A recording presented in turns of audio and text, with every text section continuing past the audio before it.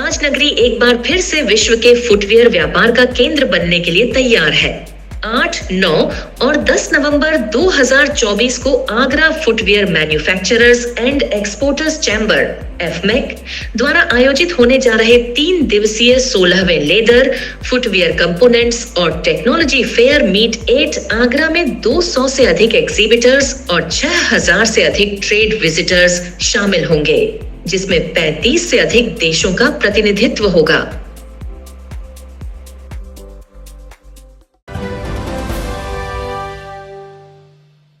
आगरा की अर्थव्यवस्था की रीढ़ है। 40 से 50% आगरा की जनता कहीं ना कहीं भरण पोषण जूता उद्योग से करती है और ये ऐसा उद्योग है जो कम पूंजी में बहुत सारे लोगों को रोज़गार देता है। मीट एट आगरा के माध्यम से हम लगातार ये प्रयास कर रहे हैं कि जो आगरा का अव्यवस्थित बाज़ार है, अव्यवस्थित जो दस्तकार है या जो अनऑर्गेनाइज सेक्टर में, वो ऑर्गेनाइज सेक्टर में कैसे आएँ, उनको एक नई दिशा कैसे मिले, उनको नए नए कंपोनेंट्स देखने को मिले, नई तकनीक देखने को मिले, ये प्रयास लगातार हम कर रहे हैं। मीट एट आगरा के माध्यम से आगरा की जो विरासत है वो अब अपनी पहचान पूरे विश्व में कैसे बनाएं, ये प्रयास हम इस यहाँ से कर रहे हैं। और साथ में ये भी प्रयास कर रहे हैं तकनीकी सेशन के माध्यम से कि आगरा के जो युवा जो मैनेजमेंट कॉलेजेस में पढ़ रहे हैं वो अपने को नौकरी तक सीमित ना रखें। भारत सिर्फ नौकर बनाने के लिए नहीं है, इंटरप्रेन्योर बनाने के लिए।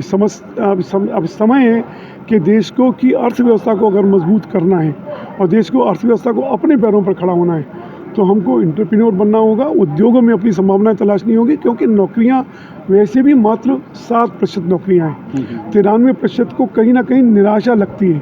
ये दिशा हम देने का प्रयास कर रहे हैं टेक्निकल सेशंस के माध्यम से, एग्जीबिशन के माध्यम से। वो आकर के यहाँ देखें, उनको आमंत्रित किया गया है, आसपास की जितनी यूनिवर्सिटीज़ हैं उनके बच्चों को यहाँ आमंत्रित किया है, आकर के वो एग्जीबिशंस को भी देखें जो यहाँ टेक्निकल सेशंस होते हैं, उनमें भी समझने का प्रयास करें और अपनी संभावनाएं उद्योगों में देखें। नौकरी देने वाले बने, नौकरी मांगने वाले न बने। यही प्रयासों के साथ में ये मीट एट आगरा का लगातार। लेदर के इतर सिंथेटिक प्रोडक्ट्स और स्पोर्ट्स प्रोडक्ट को देखते हुए इस बार कितना फोकस रहेगा? देखिए, टोटल फोकस स्पोर्ट्स और सिंथेटिक पर है, क्योंकि अभी तक हमारी आगरा की जो यूएसपी रही है वो मुगल काल से चमड़े पर रही है और चमड़े का जूता पहनने वाले भारत में मतलब पूरे विश्व में बहुत सीमित लोग हैं जो चमड़े का जूता अफोर्ड कर पाते हैं। और दूसरा, अभी एक ट्रेंड भी बदल रहा है, लोग वीगन होते जा रहे हैं। चमड़ा आप चाहते हुए भी अफोर्ड भी कर सकते हैं, वो भी चमड़ा पहनना नहीं चाहते। तो इस समय आप हर तीसरे आदमी के पैर में देखेंगे और कंफर्ट की दृष्टि से भी हो तो सबने स्पोर्ट्स शू पहना हुआ है, सिंथेटिक पहना हुआ है। तो इसीलिए यहाँ ताइवान से, ब्राज़ील से, जहाँ ये सिंथेटिक मटेरियल बनते हैं उनको आमंत्रित किया गया है, उनके एसोसिएशंस को भी आमंत्रित किया गया है। वो आकर के यहाँ देखें और अपनी संभावनाएं तलाशें और हम उनके साथ में जॉइंट वेंचर करके आगे बढ़ें। कितने देशों के एग्जीबिटर्स हैं? देखिए, 35 देशों का रिप्रेजेंटेशन यहाँ पर है और 9 प्रतिनिधियों का डेलीगेशन भी है। क्या क्या खास अट्रैक्शन रहेगी? कितने देशों का रहेगा? मीट एट आगरा का 16वां एडिशन 8 नवंबर से शुरू होने जा रहा है। कल इसका 11 बजे फॉर्मल इनॉग्रेशन होगा। यहाँ पे कि हमारे स्किल डेवलपमेंट काउंसिल के चेयरमैन तारुल अमीन साहब और लघु उद्योग भारती के जो चेयरमैन है राकेश गर्ग जी, दोनों करेंगे। ये उद्घाटन के बाद में एग्जिबिटर्स प्लस विजिटर्स के लिए ओपन होगा। यहाँ पे मेन उद्देश्य ये है कि इस एग्जीबिशन को इस तरीके से देखा जाए कि व्यापारिक दृष्टि से कम देखा जाए, इसको लर्निंग प्रोसेस के हिसाब से ज़्यादा देखा जाए। जो भी चीज़ें यहाँ पे एग्जिबिट होंगी, नाम वही हैं, पुराने वही हैं नाम, मगर उनका तरीका, उनको इस्तेमाल करने का तरीका, उनको बनाने का तरीका या उनके जो इंग्रेडिएंट्स हैं उनका तरीका हर साल बदलता रहता है। इस बार ताइवान की भूमिका कुछ बढ़ी और अगले वर्ष काफ़ी उम्मीदें की जा रही है, वो किस तरह का इनिशिएटिव है? ऐसा है कि सब जानते हैं कि देखिए, पहले हमारा जो ड्रेस कोड था वो फॉर्मल था, जिसमें कि हम फॉर्मल पैंट शर्ट और शूज़ पहनते थे। बट अभी जो है ऑफ लेट आप देख रहे हैं कि ड्रेस कोड भी हमारा चेंज हो गया है और फॉर्मल की जगह पे स्पोर्ट्स शूज़ और स्पोर्ट्स वेयर ने काफ़ी मार्केट का एक हिस्सा कैप्चर कर लिया गया है। लेदर की अपनी लिमिटेशंस हैं, क्यों कि इसकी कोई भी ऑर्गेनाइज्ड फार्मिंग नहीं होती है हिंदुस्तान में। तो लेदर के कंस्टेंट्स हैं अवेलेबिलिटी को लेके, उसकी प्रोसेस को लेके और नेचुरल प्रोडक्ट है उसकी क्वालिटी को लेके। मैन मेड जितने भी प्रोडक्ट्स होते हैं, अपना सिंथेटिक मटेरियल है, उसकी प्रोडक्शन कैपेसिटी भी बहुत है, प्लस डिफेक्ट्स भी कम होते हैं, अवेलेबिलिटी भी ज़्यादा है। तो हम टर्नओवर के हिसाब से देखें और फैक्ट्री का साइज़ देखें तो वो जो रेशो है वो लेदर से कहीं ज़्यादा है।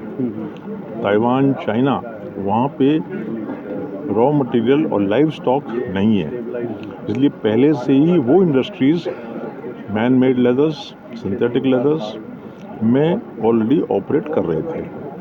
अभी जो चाइना ताइवान का साउथ में एक दो कॉपरेशंस हुए हैं जो उन्होंने इंडस्ट्री लगाई है, क्योंकि आगरा पे एक लेवल लगा हुआ था कि यहाँ पे साहब लेदर की शूज़ बनते हैं, बट अब वो भ्रम टूट रहा है। इसी सर्वे को करने के लिए ताइवान से इंडस्ट्री प्लस वहाँ के जो मैन्युफैक्चरिंग यूनिट्स हैं उनका डेलीगेशन यहाँ पे आएगा और वो 3 दिन के लिए यहाँ पे है, जो कि पूरी पहले तो यहाँ पे प्रोडक्ट्स जो एग्जिबिट होंगे उनको देखेगा, भाई हमारे ये प्रोडक्ट्स यहाँ पे एग्जिबिट हो रहे हैं, हम उनको कितने उसमें अपने साइकिल में ले सकते हैं। इसके अलावा यहाँ की इंडस्ट्री का शेप एंड साइज़ देखेगा कि हम क्या यहाँ पे भी उन पॉसिबिलिटीज़ को एक्सप्लोर कर सकते हैं कि यहाँ पे कोई भी कोलैबोरेशंस हों जिससे कि इंडस्ट्री को फ़ायदा हो।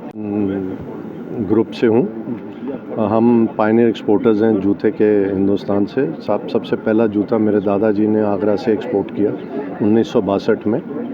हम पाकिस्तान से आए थे माइग्रेट होके। ये इंडस्ट्री अब 5-6 हज़ार करोड़ की एक्सपोर्ट की पे लेवल पे पहुंच गई है। इसको हमने 15-20 हज़ार करोड़ पे पहुंचाना है। ये हमारा उद्देश्य है और ये हमारा फोकस है। इंडिया का अभी जो परसेंटेज वर्ल्ड मार्केट में है वो 2.5 से 3% है। इसको हमें 10% 15% पे लेके जाना है। चाइना का 70% है, तो हम 10% तो मिनिमम हमें करना चाहिए। तो उस वजह से हम ये फेयर कराते हैं कि ताकि लोग नई नई चीज़ें देखें, नए लास, नए फैशन, नया डिज़ाइन, नया मटेरियल, नई मशीनरी, कॉस्ट कैसे कम करनी है जूता बनाने की और कैसे उसको और मैकेनाइज करना है।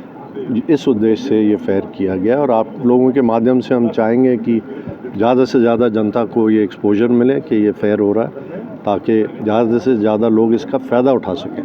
तो जब से ये फेयर शुरू हुआ है तब से अगर आप अपने एक्सपीरियंस देखें तो यहाँ की जो लोकल इंडस्ट्री थी, डोमेस्टिक मार्केट का शूज़ तैयार करना, वो कितनी इम्प्रूव हुई है और हैंडमेड वाली जो यूनिट्स थी वो कितनी मशीनरी पे आई है? धीरे धीरे बहुत लोग आ रहे हैं मशीनरी पे।